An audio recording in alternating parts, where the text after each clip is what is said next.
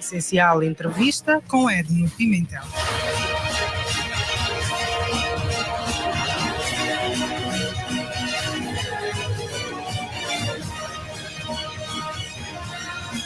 É advogada e trabalha essencialmente na área civil, no domínio da responsabilidade civil, família, menores e direito sucessório.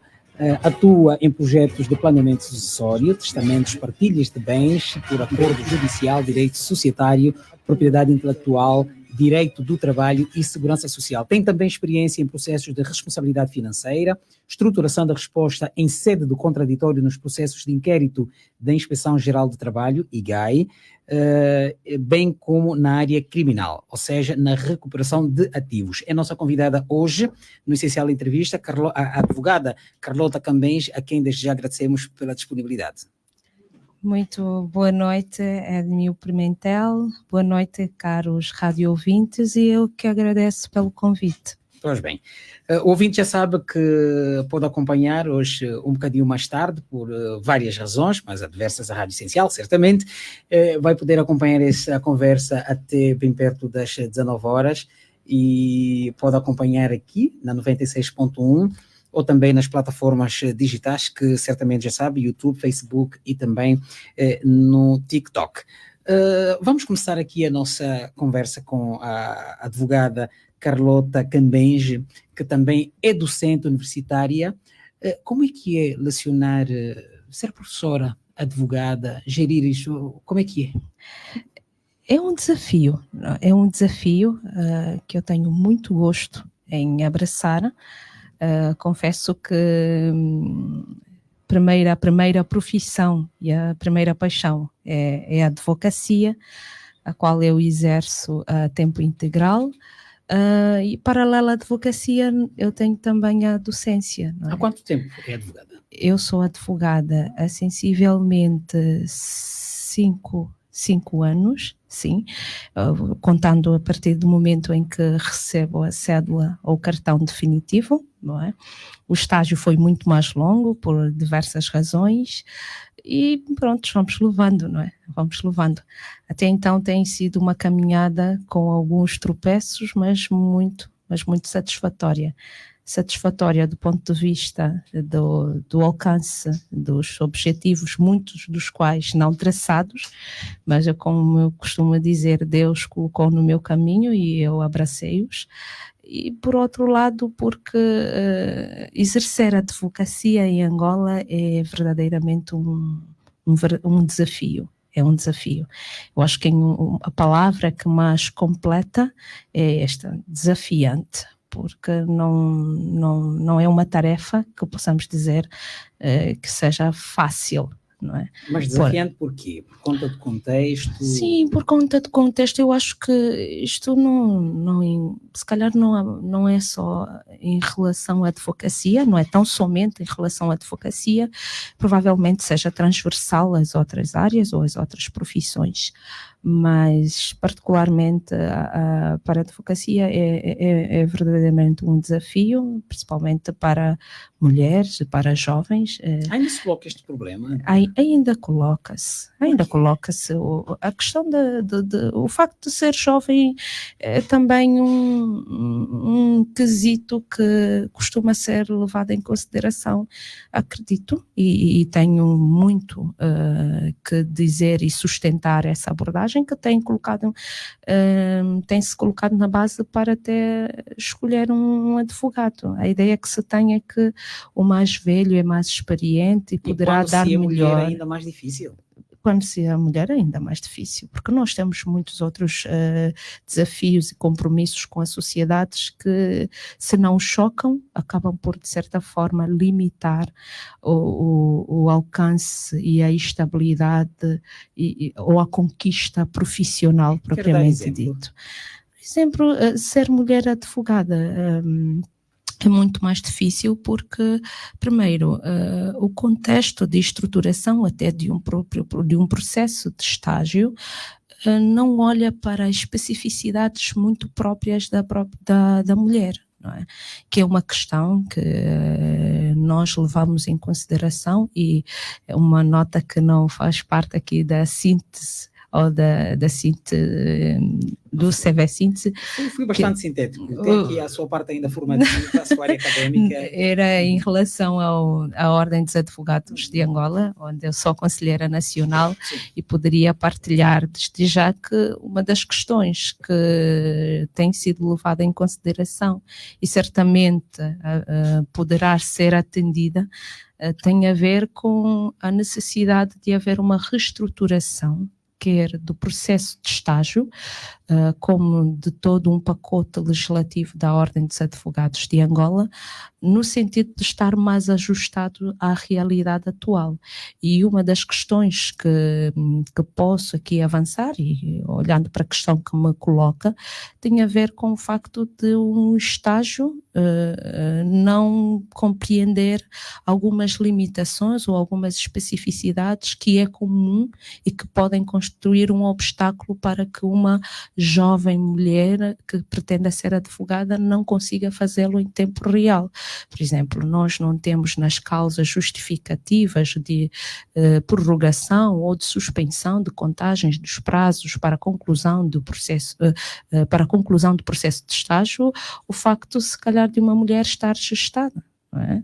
Em um processo de gestação, que, em meu ver, deveria sim ser uma causa justificativa e devidamente prescrita nos regulamentos de estágio e outros normativos, como sendo uma causa justificativa para a suspensão do estágio de uma candidata à advocacia.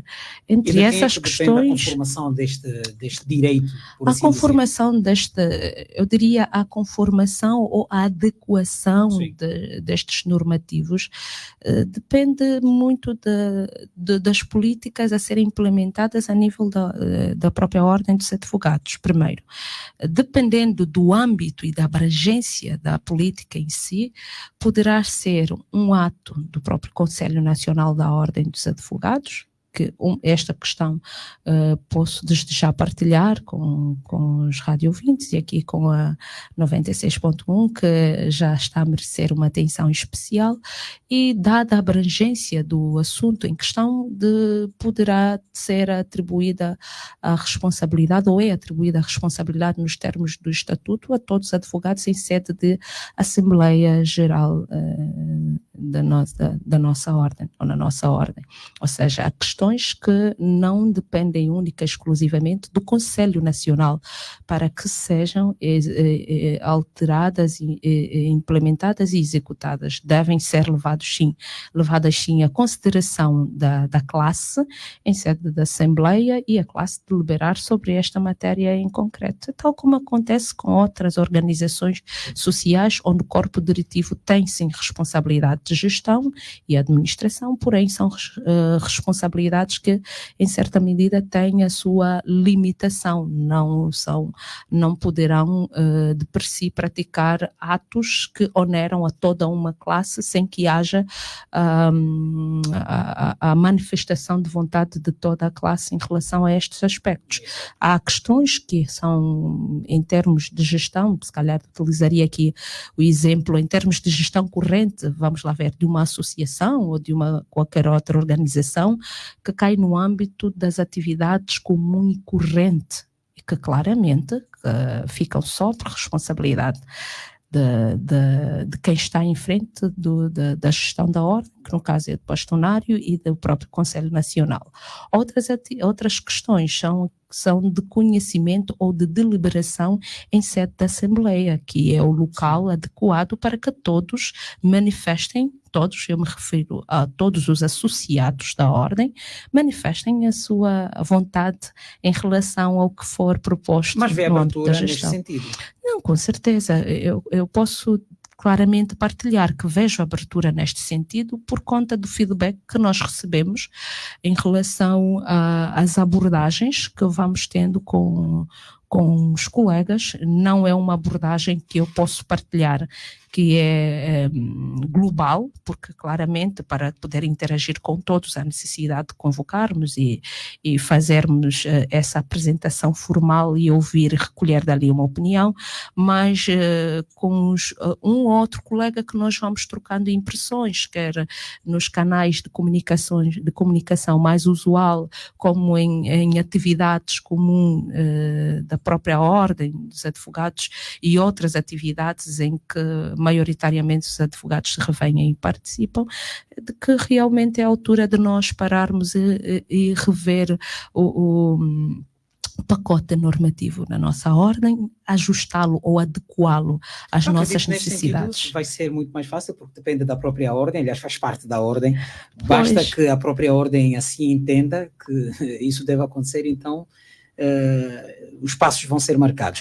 Mas a par da ordem, a atividade mesmo, o exercício da advocacia, falava que é uma atividade, é uma prática com grandes desafios, sobretudo porque também no nosso caso, está num contexto com algumas particularidades. Sim, com algumas particularidades, porque o trabalho, o exercício da advocacia, da advocacia não é isolado, não, é um trabalho conjuntural que o sucesso muitas vezes depende da atuação de outros órgãos que participam na administração da justiça.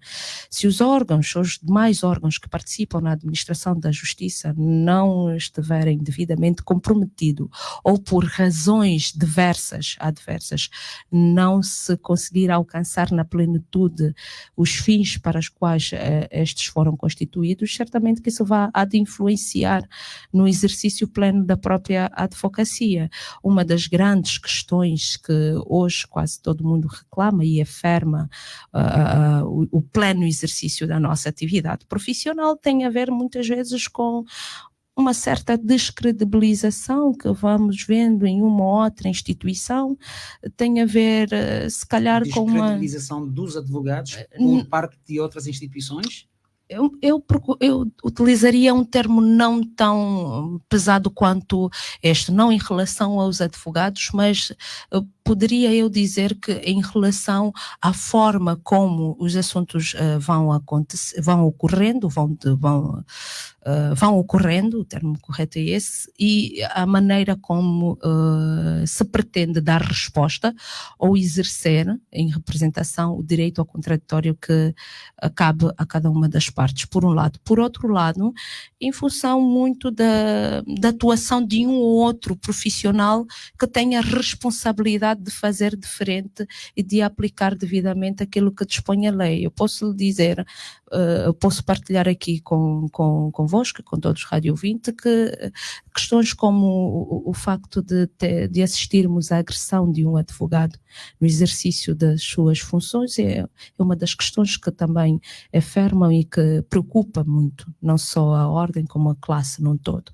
Questão como advogado que é emitida uma ordem de detenção por quem não tem competência para o efeito é uma questão que preocupa.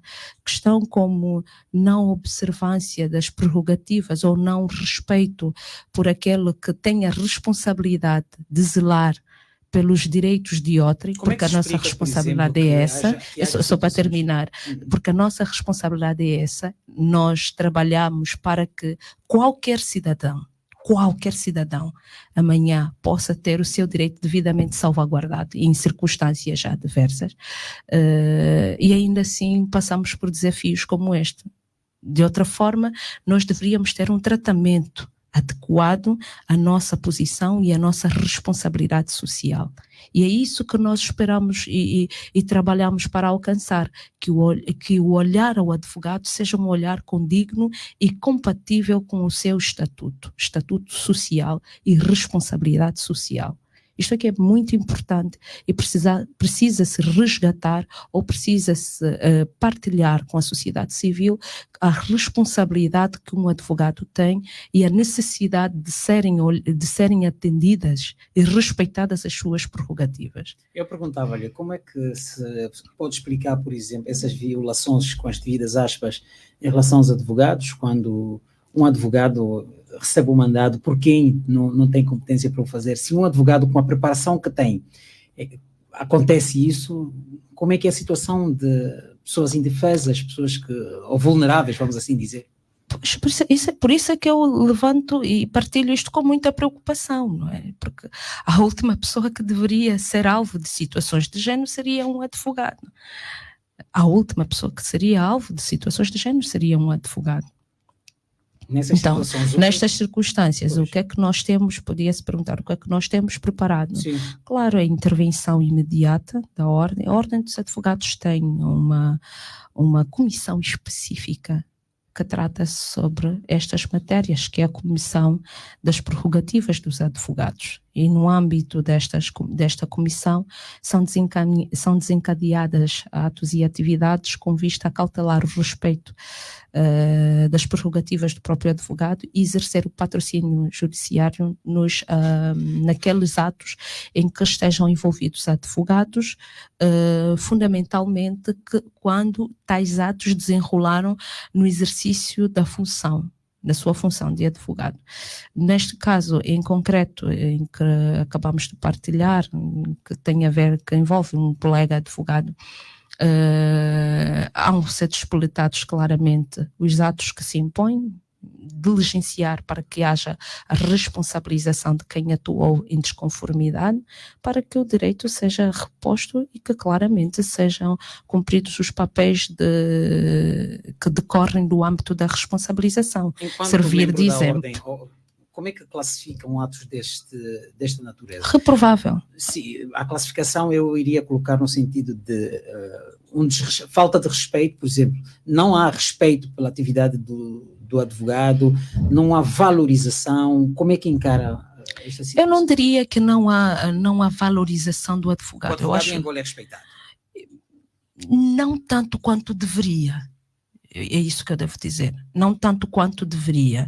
E o trabalho de sensibilização, e desde já parabenizo a 96.1, a Rádio Essencial, por ter tomado essa iniciativa de emprestar os seus microfones para trazermos cá essa abordagem, essa temática e cumprir com o papel social que tem.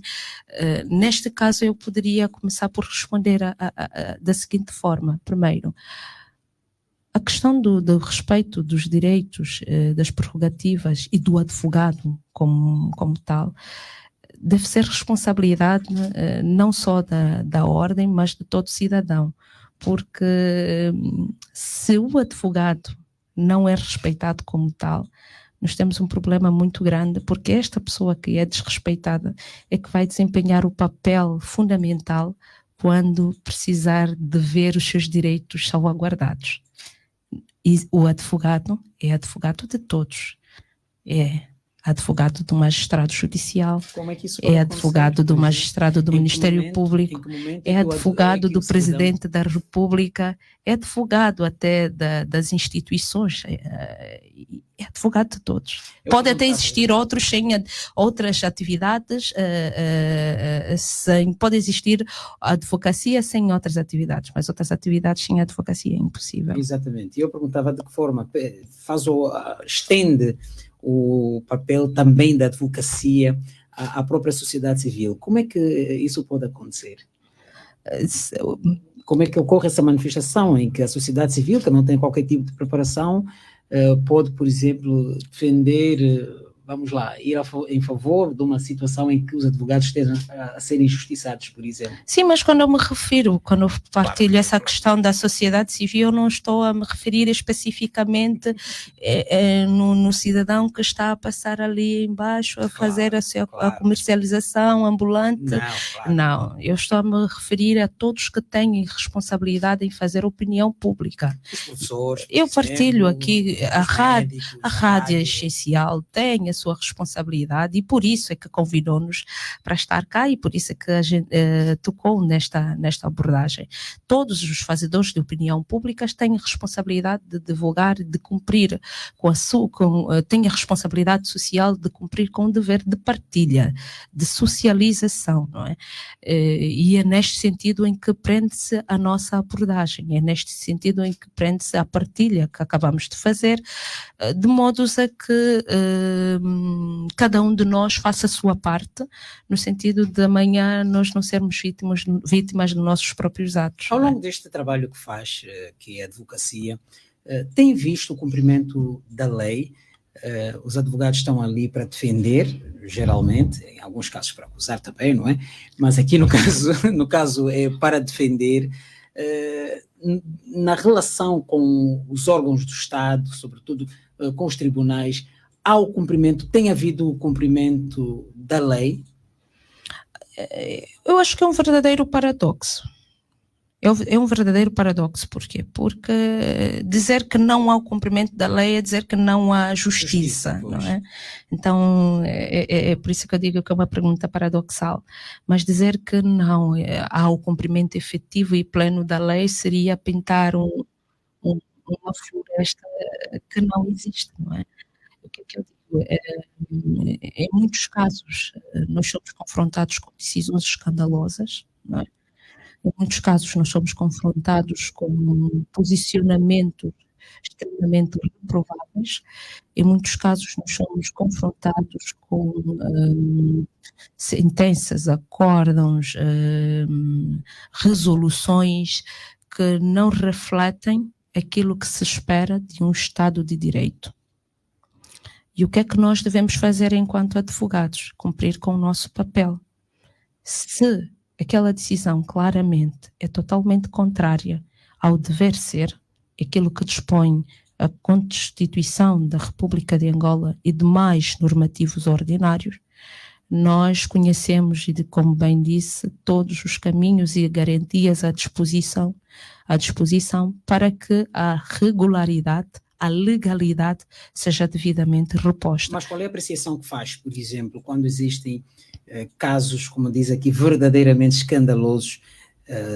Pode enquadrar-se, por exemplo, a situação do Tribunal Constitucional, que teve de anular um acórdão recentemente deliberado, permite, não sei se é a expressão certa, deliberado pelo Tribunal Supremo. Há casos desse tipo em que uma decisão foi duramente, reprovada, com as devidas aspas, pelo Tribunal Constitucional? Sim, há casos sim, que são casos até de estudo. Eu diria assim, que são casos de estudo, porque em instituições normais, se calhar não aconteceria ou não se chegaria até este nível. E quando eu partilhava de que os advogados devem e têm devem ter o domínio de quais as garantias à disposição, é neste sentido. Se recebe uma decisão judicial que claramente não corresponde àquilo que é o dever ser, por ser contrário àquilo que dispõe a lei e demais normativos, por ser contrário aos princípios basilares do direito, o que deve-se fazer não é levantar as mãos à cabeça, mas sim colocar a mão na massa e recorrer às garantias que tem à disposição. E o Tribunal Constitucional foi uma garantia à disposição dos advogados que estiveram em defesa no referido processo, e o resultado é o acórdão do Tribunal Constitucional, que veio claramente declarar a nulidade. Mas essas falhas, por aquilo que é a sua visão, ocorre de forma deliberada ou é ou é normal mesmo do exercício da profissão? Cometem-se os erros decorrentes mesmo da... Há erros que nós não podemos considerar como sendo erros normais. Isso são erros de palmatórias, né? Há erros que nós não podemos considerar como se fossem risco do exercício da própria atividade, como se fossem um ato que qualquer profissional médio praticaria estando nesta condição. Não. E dizer isso... a ter alguma ponderação a falar do profissional médio, sim, que não seria o caso dos que estão a trabalhar nesses tribunais. E não foi isso, é simplesmente não, uma é a palavra minha, desde que eu coloco isso. Não é o caso desse... Estou a perceber perfeitamente. Eu diria que sim, um profissional médio não poderia cometer erros de género, não é? E por esta razão que é considerado como um ato escandaloso, não é? Não é um ato escandaloso, mas é como tudo, não é? Não é algo que nos devemos orgulhar, não é?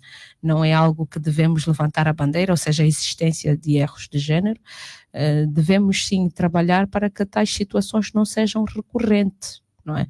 Para que o brilho do exercício da atividade, né, e o exercício com profissionalismo sejam característica das nossas instituições e não diferente. E o desafio da advocacia passa por isso tudo. Passa pela necessidade de estar atento e vigilante naquilo que são as atuações das demais instituições que hão de intervir, e igualmente passa pela necessidade de estar atualizado o suficiente, de modos a que possa ter sempre mecanismo, ou que possa conhecer dos mecanismos à sua disposição para efeitos de recurso enquanto ou durante uma situação ou perante uma situação que não lhe seja favorável. Há casos há vozes, há relatos na sociedade civil, segundo os quais é muito difícil se confiar na justiça em Angola. Como é que olha para isso? Com muita preocupação. E com muita preocupação. Mas há razões para que... Muitas. Não posso dizer diferente. Eu vejo muitas razões para que haja relatos de género. Mas não devemos olhar para o problema, mas sim passar pelas soluções ou aventar soluções para essa questão. E uma das principais soluções, e eu aqui vou parafrasear o bastonário da Ordem dos Advogados quando da abertura do ano judicial, passa pela necessidade de nós termos um judicial totalmente livre das amarras do poder político. E o que está a acontecer em Angola? Eu não diria o que é em termos de exercício da atividade judicial propriamente dita, mas eu digo em termos de indicação, nomeação de juízes, conselheiros para determinados tribunais. Isso condiciona a atividade dos juízes? Eu acho que isso acaba por, de certa forma, levantar pelo menos reticências em umas e outras atuações e um e outro posicionamento. Se não condiciona, pelo menos levanta dúvidas e algumas reticências. Não deveriam ser nomeados pelo Presidente da República, por exemplo? Não deveriam, eles são indicados, não é? Indicados? Pois. Sim.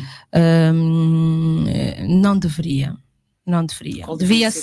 Deveria ser uma atuação exclusiva da classe.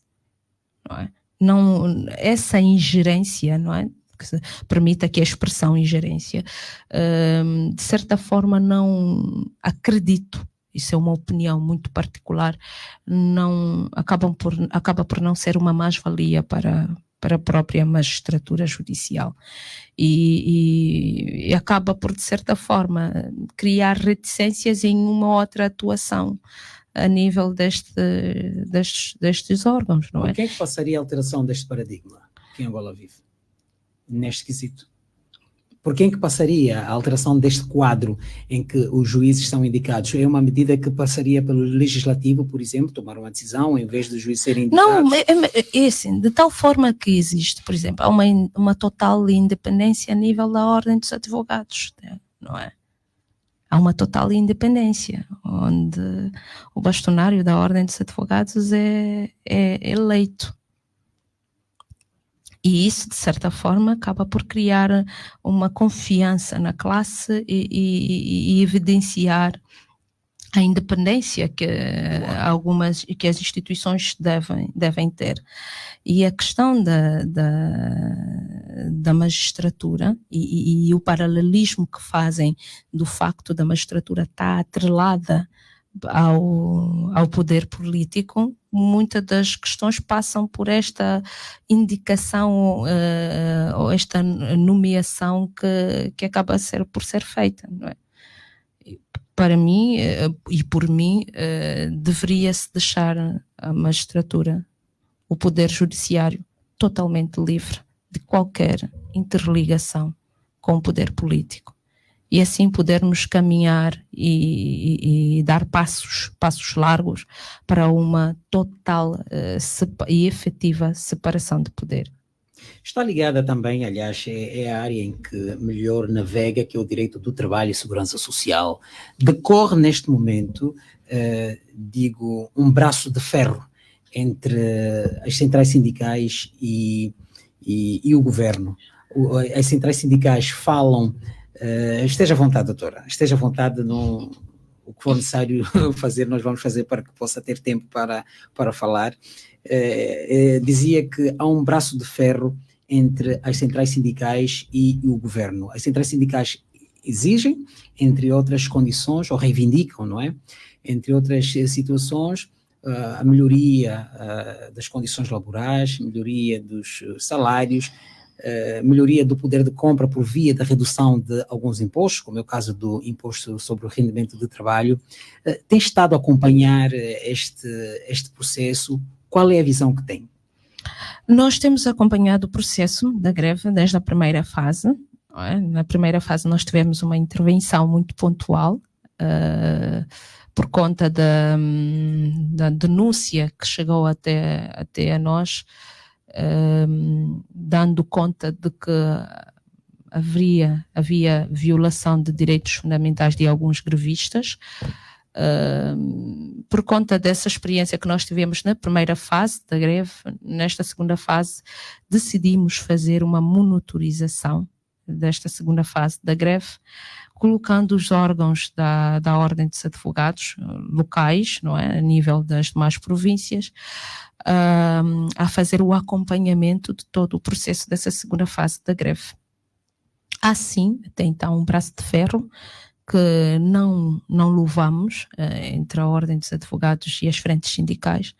Nós somos da opinião e recomendamos que haja aqui o alcance de um ponto de equilíbrio, e não um ponto de equilíbrio imposto, que seja um ponto de equilíbrio resultante de uma negociação, respeitando a posição das partes, e que seja afastada a possibilidade de uma terceira fase da greve, porque no fundo acabamos por perder muito com a falta de produtividade e pôr em causa a tão aclamada estabilidade em todos os níveis que nós precisamos. É importante recordar que esta segunda fase já abrangeu também o setor judicial, com a Associação dos Juízes, ou foi a Associação dos Juízes? Não. Foi os oficiais de justiça. Pois, assim é que está O Sindicato dos Oficiais de Justiça, ou seja, por isso, nós estarmos aqui a cumprir o nosso papel social e até nos colocarmos à disposição nas vestes de mediador,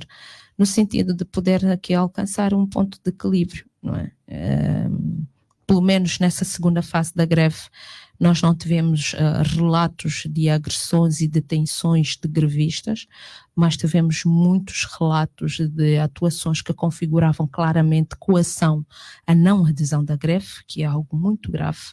Mais do que coação a não adesão da greve, nós tivemos também acesso a informações que davam a conhecer da aplicação de faltas aos próprios grevistas, da não participação em determinados monumentos, entre outras questões que não abonam no todo e que, de certa medida, acabam por fragilizar o exercício desse direito fundamental. Mas isso é uma questão que eu gostava de levantar aqui, doutora. Tem que ver com a questão das faltas, das ausências. Quando os grevistas ou os profissionais estão em greve, o que é que deve acontecer? Devem ser pagos ou podem ser descontados?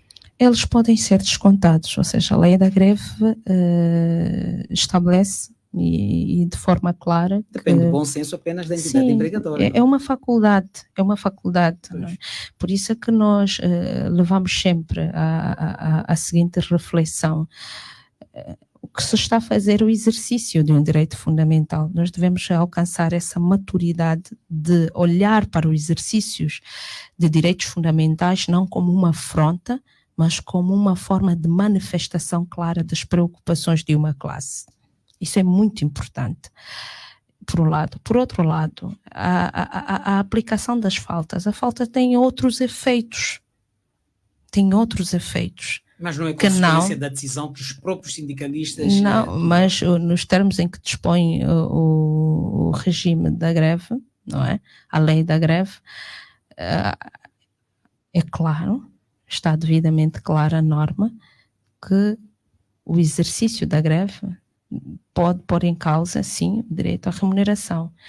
É uma questão muito técnica, por isso é que eu vou tentar utilizar, assim, uma abordagem, se calhar, mais esclarecedora para levar e alcançar a compreensão de todos. As faltas não têm simplesmente o efeito de perda de remuneração. Além da perda da remuneração, as faltas têm outros efeitos. A preocupação passa por isso. É que o único efeito da adesão à greve, não é? Ou o que é garantido ou é permitido à entidade empregadora atuar ou fazer no âmbito desta greve é proceder ao desconto do salário. Mas o desconto é baseado em faltas, em ausência? Sim.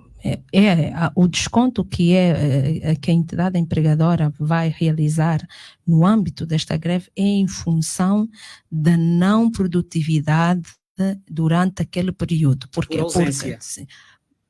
Por ausência do trabalhador, mas tem um sinal. Esta ausência não é uma ausência comum, tal como as ausências que se verificam nos termos da própria Lei Geral do Trabalho, não é? Não é uma ausência comum, é uma ausência para efeito de exercício de um direito fundamental. Daí ter feito a abordagem inicial de que pode até ser difícil compreender o alcance dessa preocupação. Sim, percebe sim, Edmil. E muito bem, falo muito bem, porque está aqui em representação de todos os outros ouvintes que não têm, se calhar, o canal aberto para poder colocar essa questão. É que a falta tem outros efeitos. Se nós olharmos neste sentido, nós estamos aqui a aceitar que o efeito da adesão, pela adesão à greve ou pela não prestação da atividade a quando do exercício da greve, não é só a perda da remuneração, é muito mais do que isso. Quando não, o único efeito, o que é permitido à entidade empregadora é simplesmente não proceder ao pagamento do salário devido ao trabalhador referente àqueles dias em que não houve produtividade a nível da empresa em função do exercício deste dever fundamental, Quero dar exemplo deste das direito consequências, fundamental. para além da não remuneração dos descontos que são feitos. Que outros efeitos é que... As faltas podem constituir infração disciplinar. Dali a preocupação, e constituindo infração disciplinar, em alguns casos, em função da gravidade da própria infração, podem constituir justa causa para efeito de despedimento ou demissão de um trabalhador. Consegue entender porque é que nós estamos aqui durante muito tempo a tocar na mesma tecla? Mas é o que eu digo, quando a própria lei apela ao bom senso, esse bom senso pode ser respondido ou não. E os próprios grevistas, no caso, têm consciência da consequência que esta paralisação, a não presença...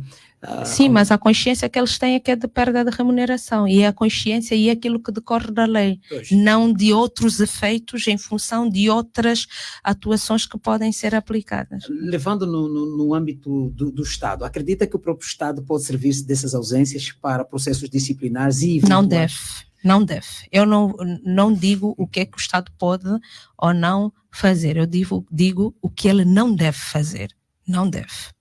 Mas não devo eu, Carlota Cambens, deixar de apelar que outros efeitos podem decorrer da manutenção desta posição, que não é certa, que não é a adequada, em função daquilo que dispõe o próprio regime jurídico e aquilo que dispõe, ou aquilo que são os efeitos que podem decorrer deste exercício, deste direito fundamental. Porque sabe o que é que pode acontecer? Porque às vezes pode parecer algo assim muito simples, que não tem assim tanta relevância, mas não é assim.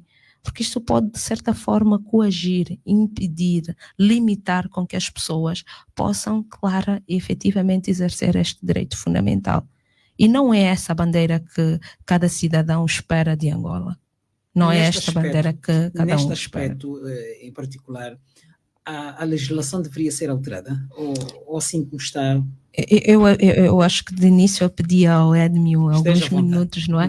Que depois nós poderíamos, se calhar, pode ser até no finalzinho, partilhar e aproveitar aqui os microfones da Rádio Essencial para poder apresentar aqui o relatório da monitorização da greve, e uma das propostas que nós apresentamos, recomendações.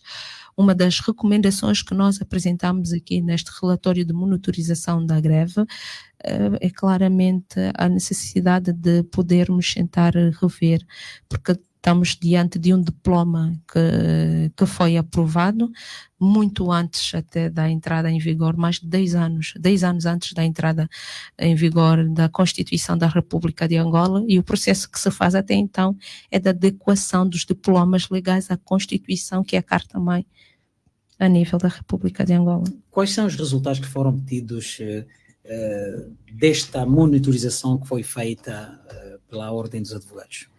Eu poderia partilhar aqui da seguinte forma. Primeiro, ao longo destes 9 dias, que foram 9 dias de greves, foram observados várias situações, mas no essencial nós podemos aqui partilhar as seguintes. Por exemplo, nós não notamos qualquer situação de agressão física ou detenção de grevistas, sindicalistas, à semelhança do que ocorreu na primeira fase da greve. Porém, tomamos conhecimento do teor do ofício datado de 3 de abril de 2024 do Ministério da Justiça e dos Direitos Humanos, que privou os grevistas do benefício respeitante à comparticipação emolumentar. Tomamos conhecimento da circular do Governo Provincial de Benguela, que orientou descontos salariais aos grevistas e, por conseguinte, proibiu os trabalhadores de aderirem à greve geral. Tomamos igualmente conhecimento, isso já por via da imprensa, que o Ministério da Saúde procedeu à substituição de trabalhadores grevistas por médicos expatriados.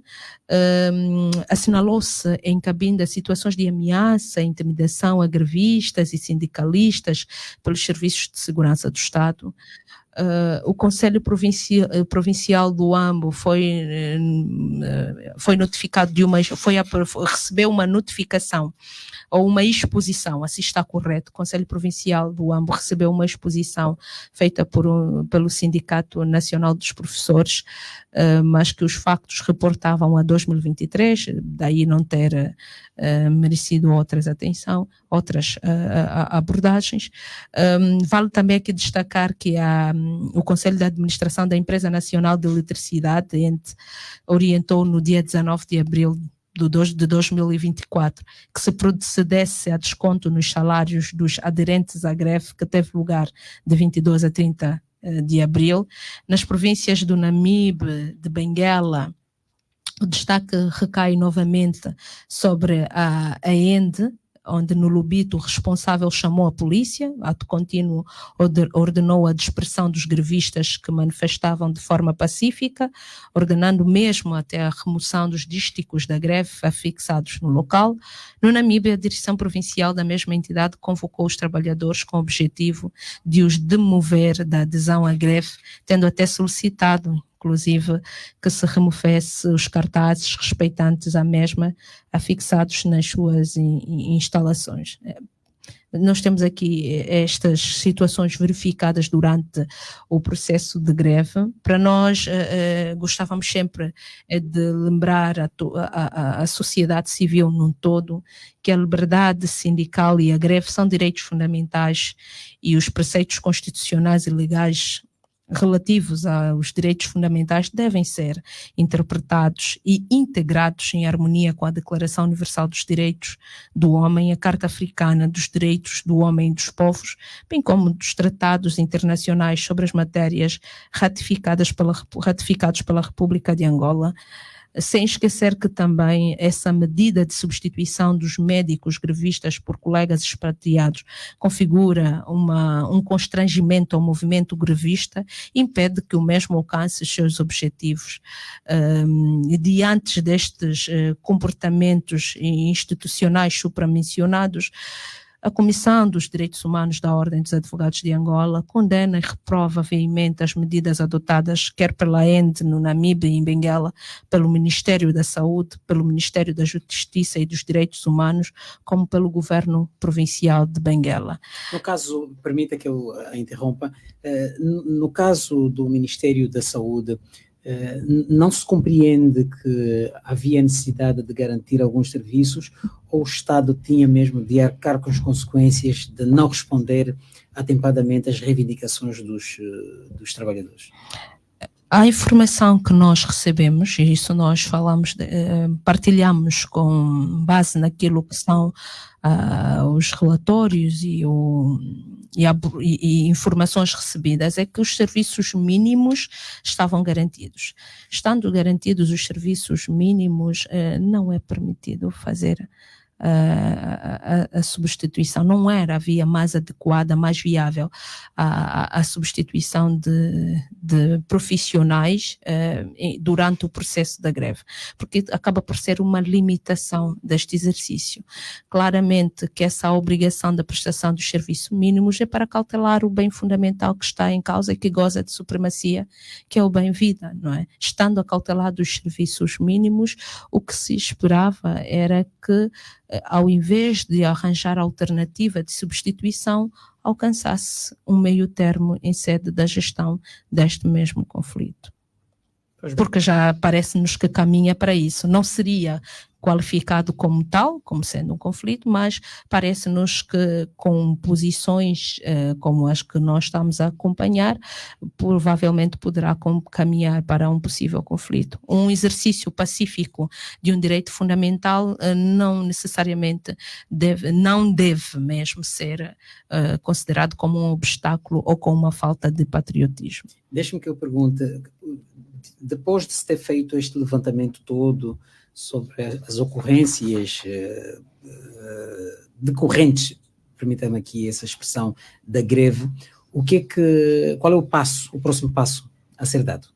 Nós entendemos que, e constam aqui este relatório de monitorização está à disposição em todos os canais de informação da Ordem dos Advogados de Angola, mas assim de forma muito síntese, eu poderia aqui avançar pontos. Primeiro eu passaria por partilhar um posicionamento que tem a ver com a interpretação corretiva que deve ser feita ao artigo 21 da Lei da Greve. Deve ser feita esta interpretação de modo a efetivar o princípio da tutela efetiva de direitos consagrados no artigo 29 da Constituição da República de Angola. Nós entendemos que a própria lei da greve deve ser revista, porquanto do ponto de vista histórico, a referida lei já não está em conformidade com a Constituição da República de 2010. E os instrumentos e demais instrumentos jurídicos internacionais de trabalho e dos direitos humanos ratificados pelo Estado angolano. E por isso é que nós somos sempre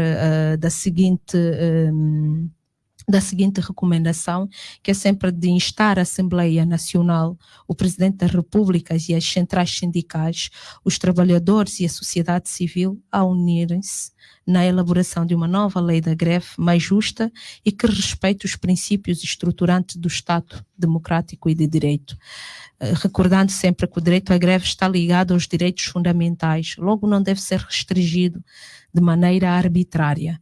E essa liberdade sindical, em certa medida, belisca, ou seja, a liberdade sindical foi, em certa medida, beliscada por via do recurso à aplicação de faltas seguidas de descontos salariais efetuados pelas aludidas instituições públicas, nomeadamente a ENDE, o Ministério da Justiça e dos Direitos Humanos e o Governo Provincial de Benguela.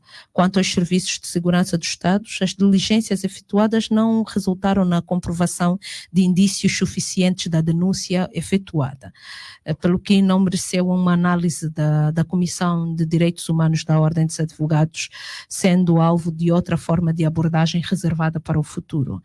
A lei número 23/21, que é a lei da greve, estabelece no seu artigo 21 a faculdade de as entidades patronais procederem ao desconto durante os dias de greve, uma vez que fica suspensa a relação jurídico-laboral. No entanto, é preciso separar a marcação de faltas do desconto salarial.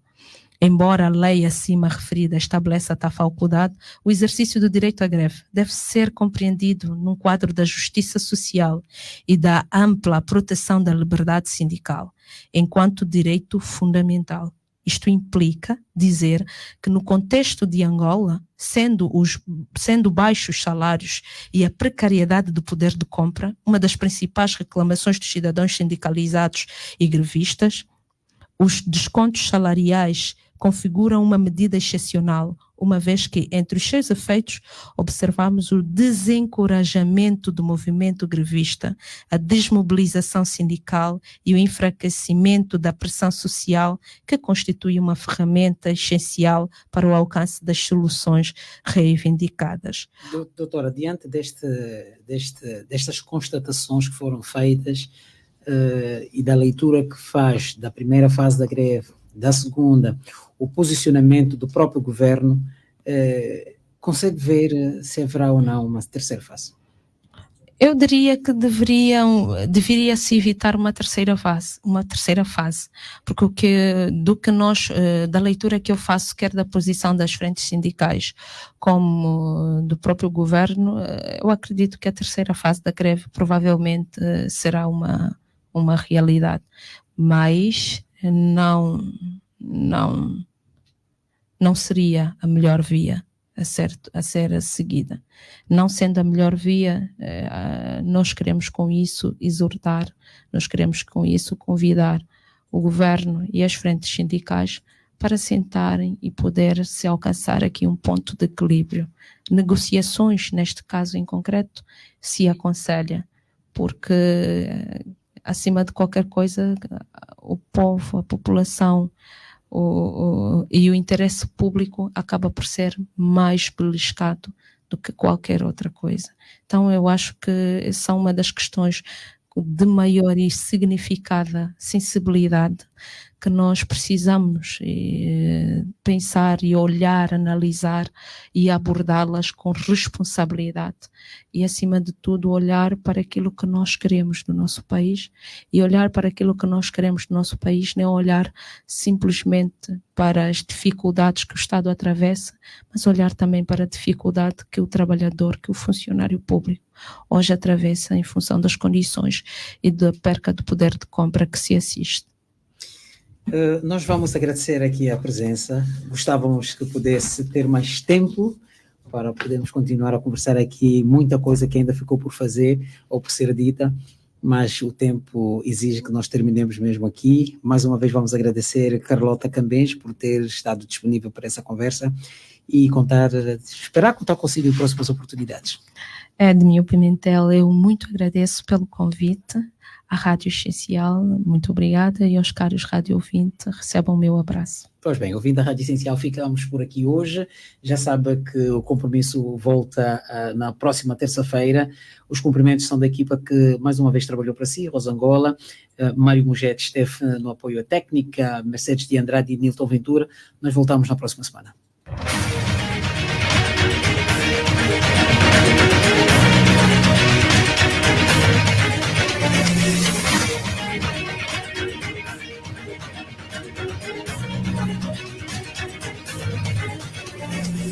Essencial Entrevista com Edmil Pimentel.